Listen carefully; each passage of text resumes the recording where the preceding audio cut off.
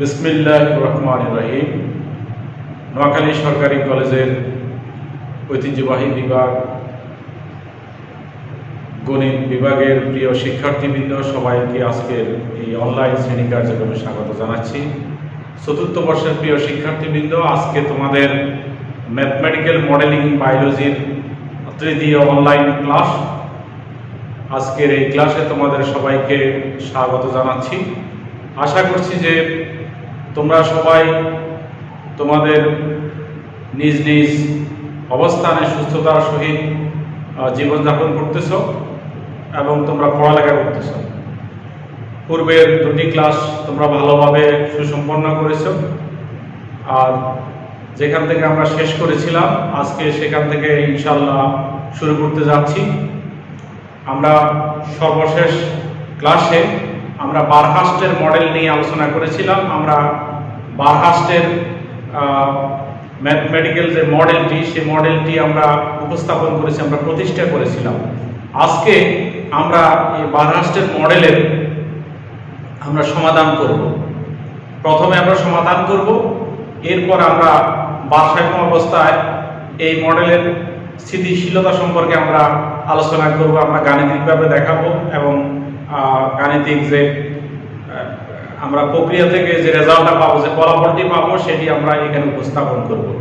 তারপরে এই গাণিতিক মডেলটি অর্থাৎ বারহাস্টের মডেল বা লজিস্টিক মডেল, এই মডেলের একটি গাণিতিক সমস্যারও আমরা সমাধান করব আজকে ইনশাল্লাহ, সময় যদি আমাদেরকে পারমিট করে।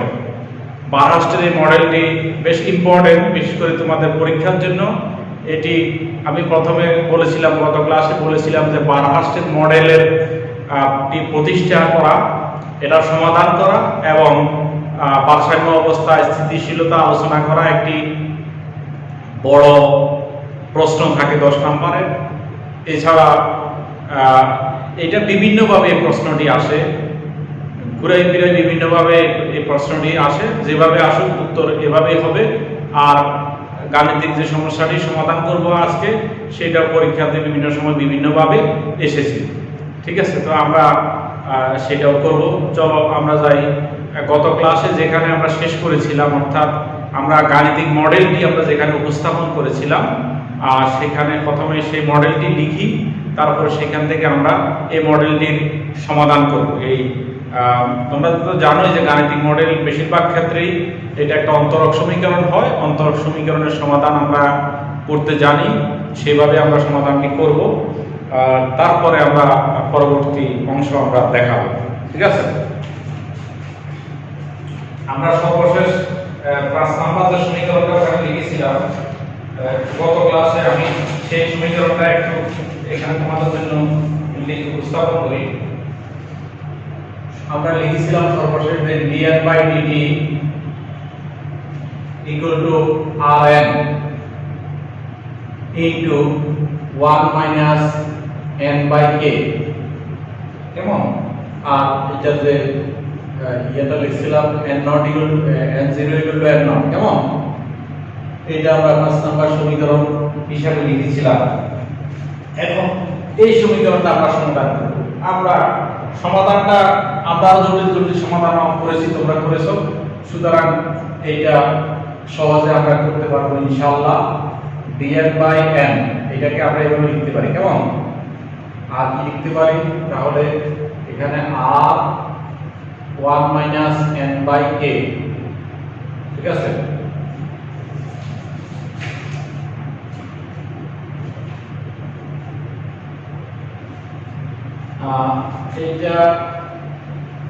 এটাকে আরেকটু সিম্পলিফাই করি।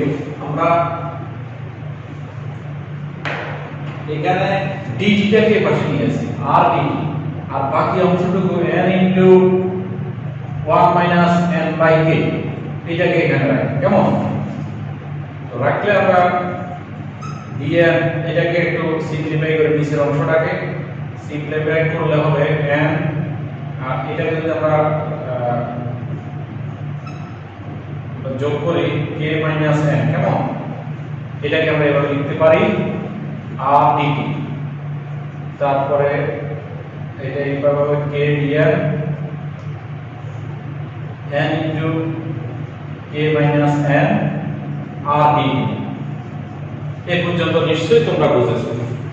আচ্ছা, এখন এই জায়গাটা দেখো, k n into k minus n, এই অংশটাকে আমরা আংশিক ভগ্নাংশে করতে পারি। এই অংশটা তোমরা আংশিক ভগ্নাংশ করেছো, তোমরা মাধ্যমিক লেভেলে করেছো, এরপরে উচ্চ মাধ্যমিক পর্যায়ে তোমরা আংশিক ভগ্নাংশ করেছো।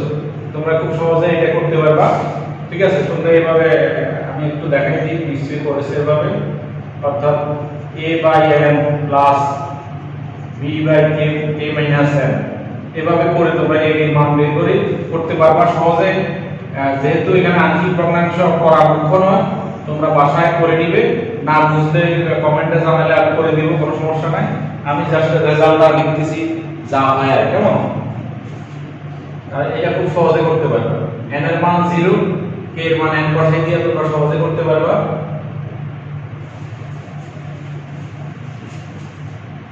এটা আংশিক ভগ্নাংশ করলে যেটা আসবে, এই যে তোমার a এর মান আসবে 1, তো এটাকে আমরা লিখতে পারি 1 বাই n প্লাস আর b এর মানও আসবে 1, তো সেটাকে আমরা লিখতে পারি 1 বাই k মাইনাস n।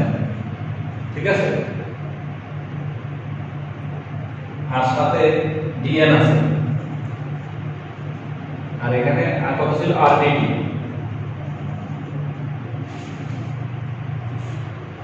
তো এটাকে আমরা এভাবে লিখতে পারি dn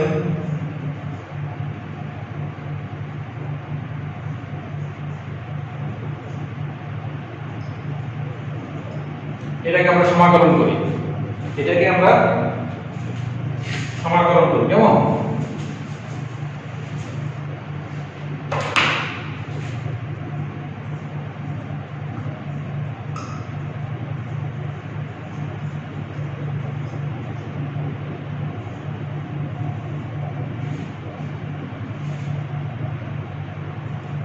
এটা আসলে তোমার ln n, এখানে n এর জন্য এখানে একটা মাইনাস আসবে, মাইনাস ln তোমার k মাইনাস n, আর এটা আসবে হলো t, তার মানে r t। আর সবগুলো মিলে একটা ধ্রুবক আসবে, ধ্রুবকটাকে আমাদের সুবিধার জন্য আমরা লিখছি ln a হিসাবে, সুবিধার জন্য, যেহেতু অন্যগুলা এদিকে গুলো ln আসছে, এজন্য আমি সবগুলা ln a একটা ধ্রুবক, আমরা সাধারণত ধ্রুবক প্লাস c লিখি, তো সেটাকে আমি পরিবর্তিত আকারে লিখলাম ln a। এইটা তোমরা বুঝেছো, আমি জানি এরকম অনেক আরো জটিল অঙ্ক তোমরা করেছো। ঠিক আছে, ln a এর পাশে লিখতে পারো ln a সমাকলন ধ্রুবক।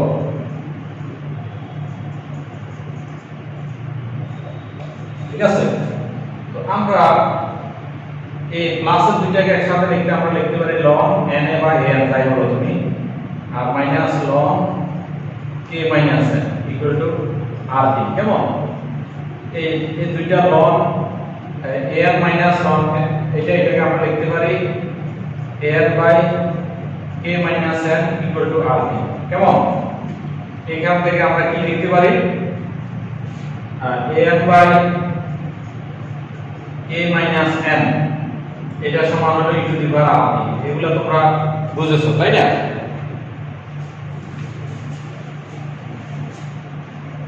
আচ্ছা, সুতরাং an সমান হবে k minus n into e to the power r d। এটা 6 নাম্বার সমীকরণ লিখলাম। এবার আদি অবস্থা, প্রাথমিক অবস্থায় t equal to 0 হলে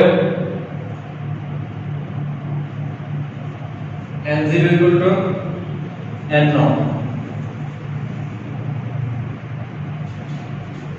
তাহলে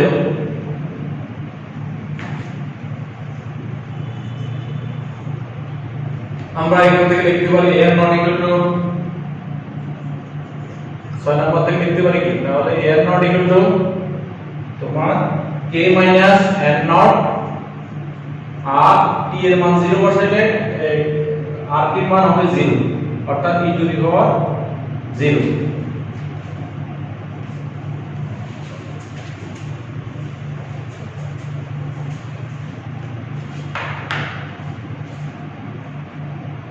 n naught equal to k minus n naught, কেমন? কারণ এটার মান 1।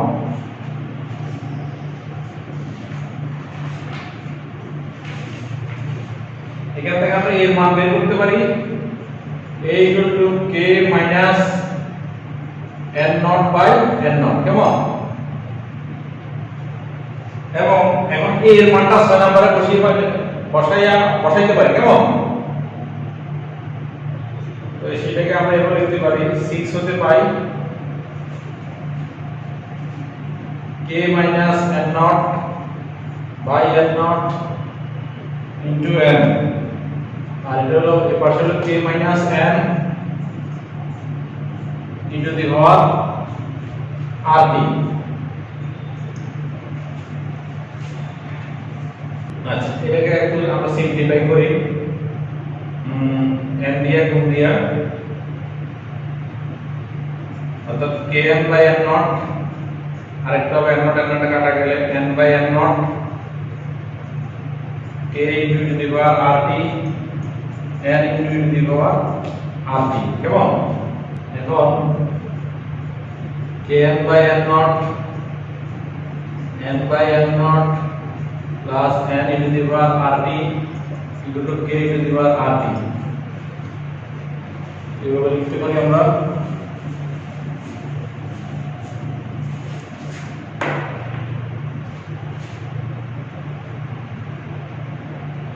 এটা লিখতে পারি kn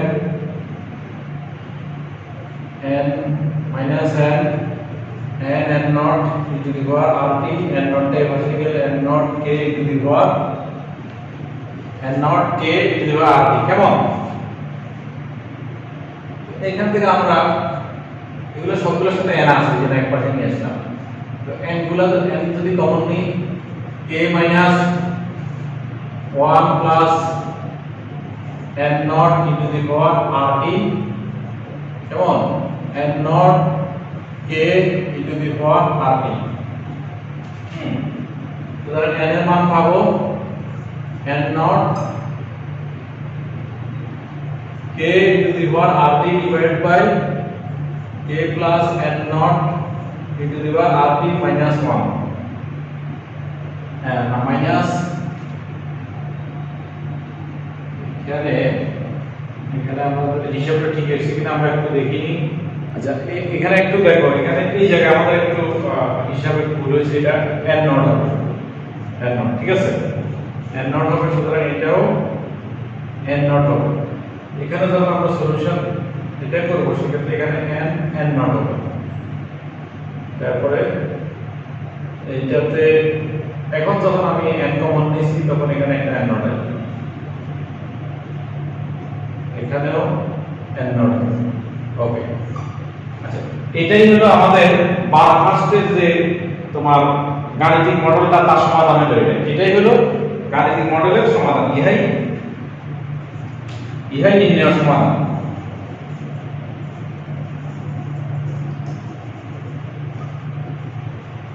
ঠিক আছে? আচ্ছা, আসো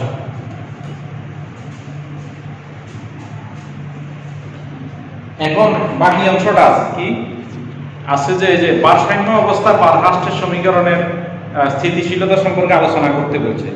তাহলে আমরা দেখি মডেলটির ভারসাম্য অবস্থায় স্থিতিশীলতা, মডেলটির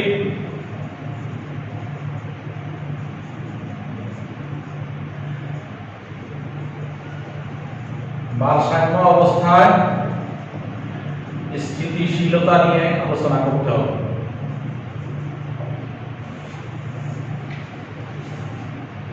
ভারসাম্য বিন্দুতে তোমার dn/dt যে বৃদ্ধির হারটা ইকুয়াল টু 0, ঠিক আছে? dn/dt হলো ভারসাম্য বিন্দুতে 0। আমরা এখন আমরা 5 নম্বর সমীকরণ থেকে dn/dt এর মানটা এখানে লিখি, অর্থাৎ বারহার্স্টের যে সমীকরণটা মডেল নিয়ে আমরা দাঁড় করিয়েছিলাম সেখান থেকে আমরা dn বাই dt মানটা লিখি, সেটা ছিল এটা rn into 1 minus n by k। ঠিক আছে, dn বাই dt মান যেহেতু 0 তার মানে এটার মানও 0। এখান থেকে আমরা লিখতে পারি rn k minus n divided by k equal to 0। কেমন?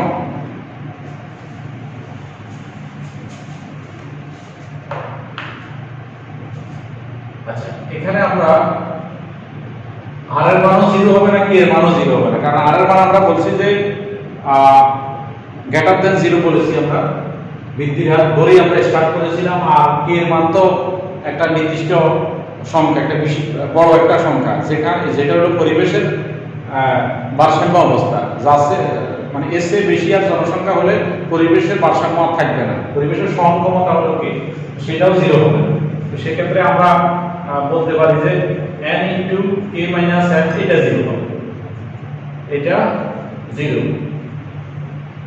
যেহেতু r not equal two 0, k not equal two 0। ঠিক আছে, এই দুইটা থেকে আমরা বলতে পারি হয় n ইকুয়াল টু 0 অথবা k minus n equal two 0, অর্থাৎ k ইকুয়াল টু n। এখন n ইকুয়াল টু 0 এবং n equal to k, n equal to k, এই দুইটা অবস্থার ক্ষেত্রে আমরা স্থিতিশীলতা দেখব কি অবস্থা। প্রথমে দেখি n ইকুয়াল টু 0 হলে আমরা রৈখিকভাবে এর স্থিতিশীলতা সম্পর্কে আলোচনা করব। এক নাম্বার, n ইকুয়াল টু 0 এর সাপেক্ষে, n ইকুয়াল টু 0 এর সাপেক্ষে রৈখিকীকরণ করার জন্য, রৈখিকীকরণ করার জন্য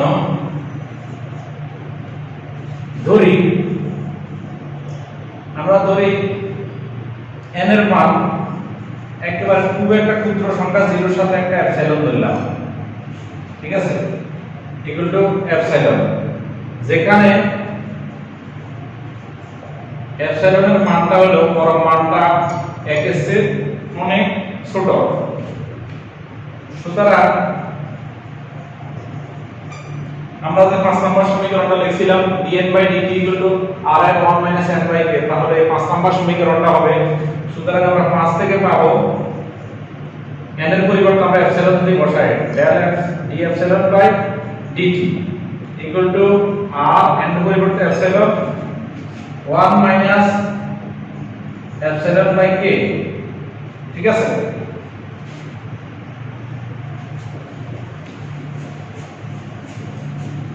এখন এখানে দেখো, এখানে এপসাইলন তো অতি ক্ষুদ্র, তাকে যদি আমরা k হলো অনেক বড়, k হলো অনেক বড় একটা রাশি, তার উপরে এপসাইলন, তাহলে এটা অনেক ক্ষুদ্র একটা অ্যামাউন্ট হবে, যাকে আমরা নেগলিজিবল অ্যামাউন্ট হিসেবে ধরতে পারি, যাকে আমরা উপেক্ষা করতে পারি। উপেক্ষা যদি করি তাহলে d epsilon বাই dt এর মানটা আসবে, dt এর মানটা আসবে প্রায় এটার কাছাকাছি। অর্থাৎ যদি এটা যদি না থাকে তাহলে আর থাকে কেন 1 দিয়ে আর epsilon কে গুণ দিলে এটা থাকে। এটা মূলত সূচকীয় সমীকরণকে নির্দেশ করে। কেমন? অর্থাৎ এখানে যদি epsilon এর পরিবর্তে আমি এখানে n লিখি, সেটা দাঁড়াবে, আমি তো epsilon আর n লিখি, কেমন, dt এটা হলো তোমার rn, এটা হচ্ছে ম্যালথাসের সেই সমীকরণ, সূচকীয় অবস্থা। এই ক্ষেত্রে কি হয়, জনসংখ্যা, অর্থাৎ যদি n এর মান যদি 0 হয় সেই ক্ষেত্রে ওই যে ম্যালথাসের কথা অনুযায়ী এটা জনসংখ্যা বৃদ্ধি পাবে সূচকীয় হারে, তখন জনসংখ্যা কিন্তু স্থিতিশীল থাকবে না, এটা অস্থিতিশীল অবস্থা থাকবে, জনসংখ্যা বৃদ্ধি পেতে থাকবে, এটা একটা স্থিতিশীল অবস্থা থাকবে না, অস্থিতিশীল অবস্থা হবে। তার মানে ভারসাম্য অবস্থায় যদি n এর মান 0 হয় সেই ক্ষেত্রে জনসংখ্যা অস্থিতিশীল থাকবে, অর্থাৎ জনসংখ্যা প্রচুর বৃদ্ধি পেতে থাকবে, যেটা ম্যালথাস বলেছে।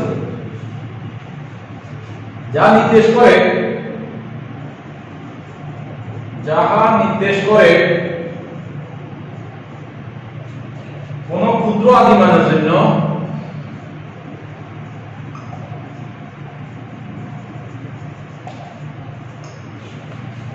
এলাকাটির জনসংখ্যা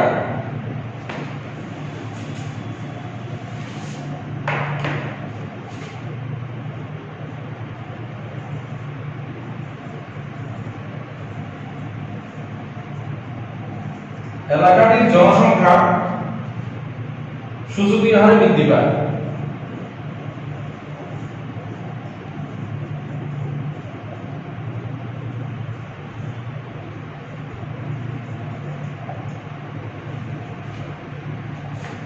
সুতরাং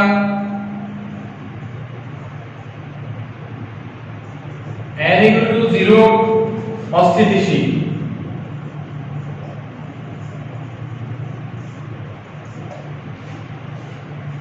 ঠিক আছে, এখন আমরা দ্বিতীয় অবস্থা যখন n = k হয় তখন ভারসাম্য অবস্থায় না স্থিতিশীলতা অবস্থা কেমন আমরা সেটা এবার দেখব। 2 নম্বর n = k এর সাপেক্ষে রৈখিকীকরণ করার জন্য ধরি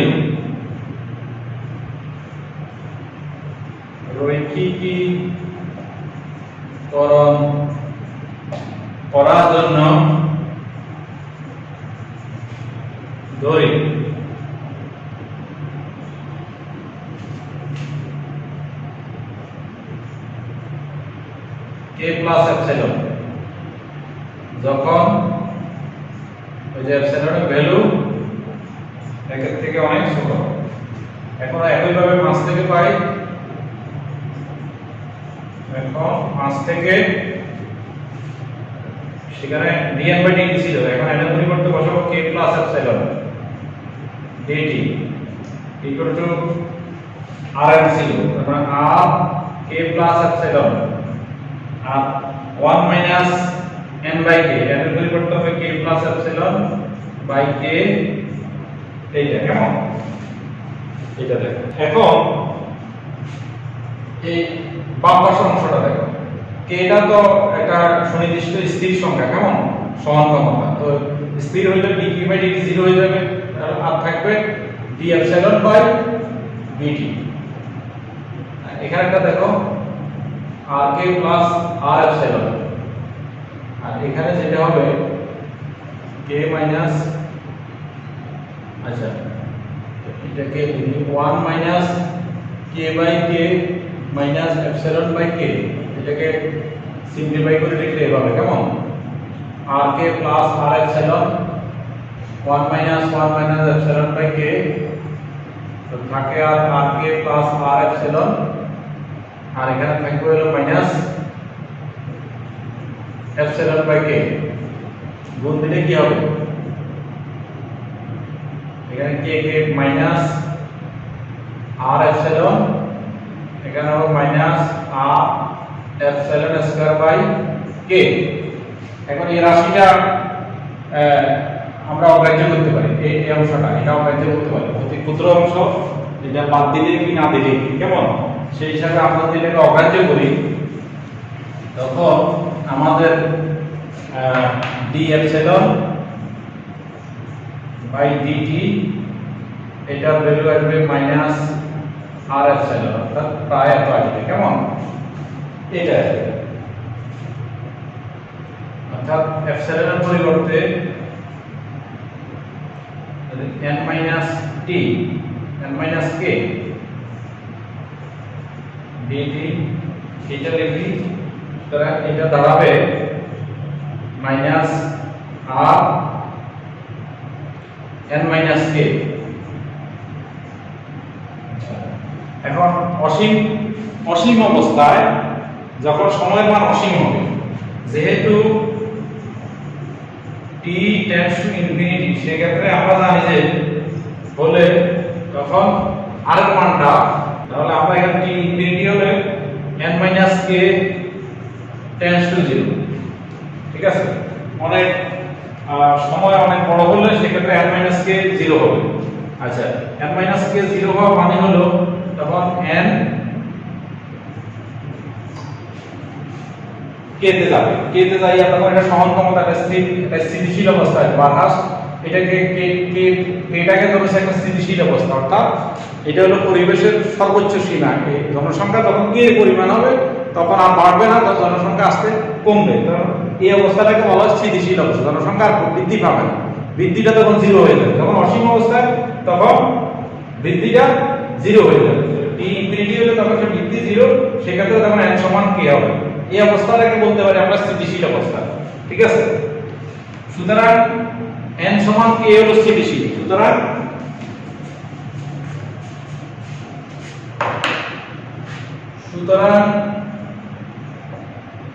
n সমান k এটা হলো স্থিতিশীল, আর n সমান 0 হলো অস্থিতিশীল। ঠিক আছে, এই প্রশ্নের জবাব আমরা এখানে শেষ করলাম। এরপর আমরা গাণিতিক যে সমস্যাটি আছে সেটি আমরা দেখি, সেটা সমাধানের চেষ্টা করি। গাণিতিক সমস্যাটা আমি লিখি। দোষটা, যদি একটি নির্দিষ্ট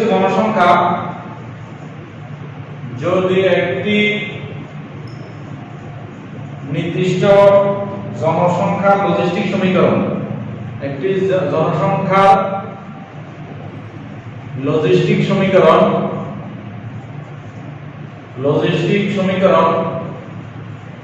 সমীকরণ হলো যে বারহার্টের সমীকরণ। dv equal to by dt rp 1 minus p by k মেনে চলে, তবে p naught equal to k by 3 এর জন্য আদি জনসংখ্যা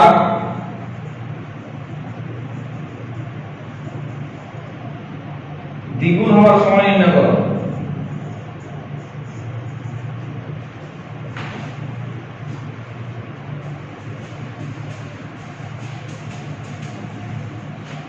দ্বিগুণ হওয়া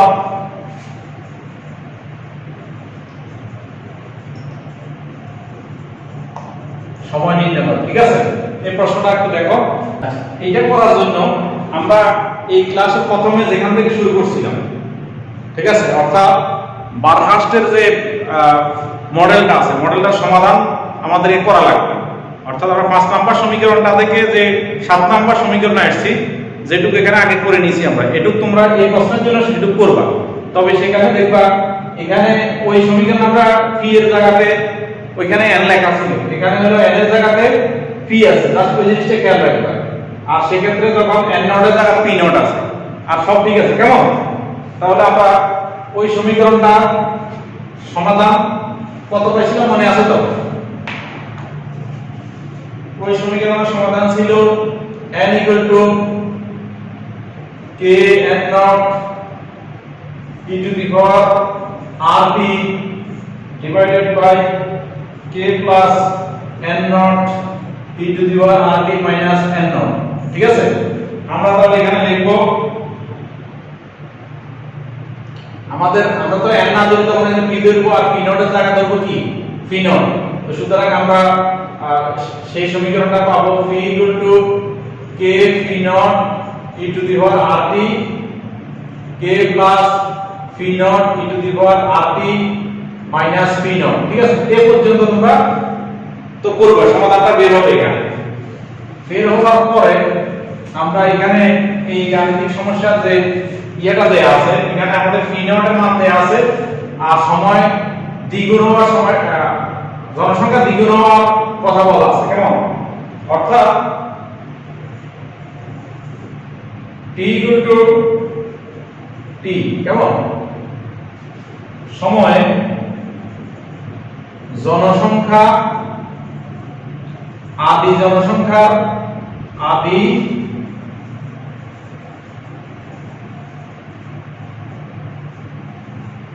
দ্বিগুণ হয়, অর্থাৎ তখন p সমান হবে 2 p নট, আদি জনসংখ্যার p নট তার দ্বিগুণ হবে। আরেকটা জিনিস দেয়া আছে কি এখানে, p not equal to k by 3। ঠিক আছে, অর্থাৎ k এর মান হবে 3 p নট। এটাকে আমরা আগের সমীকরণ ধারাবাহিকতা অনুযায়ী এখানে আমি 7 লিখছি। তোমরা শুধু যদি এই অঙ্কটাই আসে তো সেক্ষেত্রে তো তুমি 7 লিখবে না, তুমি এটা হলো 2 বা 3 নাম্বার হবে, যেখান থেকে শুরু করবে। প্রথমে সমীকরণটা লিখবে, আমরা যেটাকে 5 লিখছি ওটা তুমি 1 লিখবে।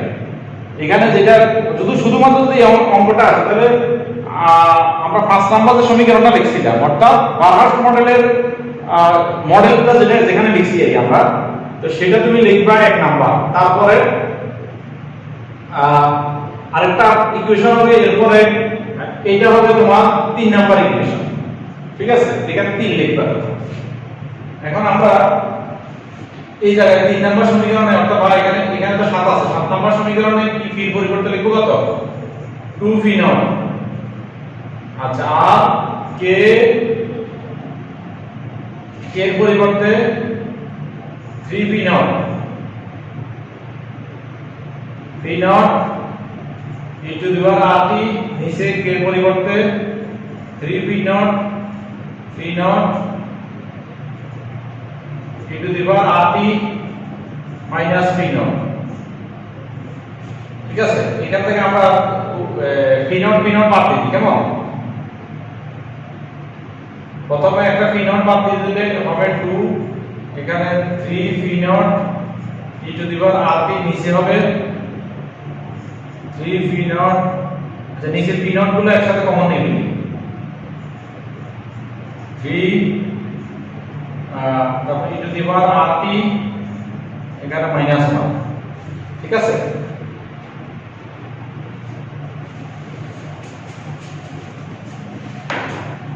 তারপরে এখন উপরে নিচে পি নট বাদ দিলে হবে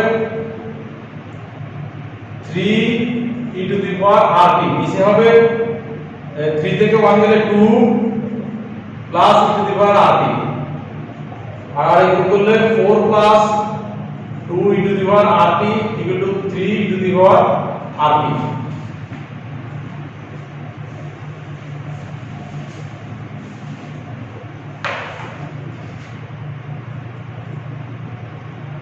এখানে হবে তোমার 3 টু দি পাওয়ার rt থেকে 2 টু দি পাওয়ার rt গেলে আর থাকে two the power rt equal two হবে তোমার 4। আমরা এখান থেকে আমরা লিখতে পারবো যে rt ইকুয়াল টু ln 4, অর্থাৎ t এর মান হবে 1/r ln 4। এই টিটাই হলো আমাদের বড় টিটা, তাহলে সময় লাগবে এটা আদি জনসংখ্যা দ্বিগুণ হতে সময় লাগবে 1/r ln 4। অ্যানসার এটা।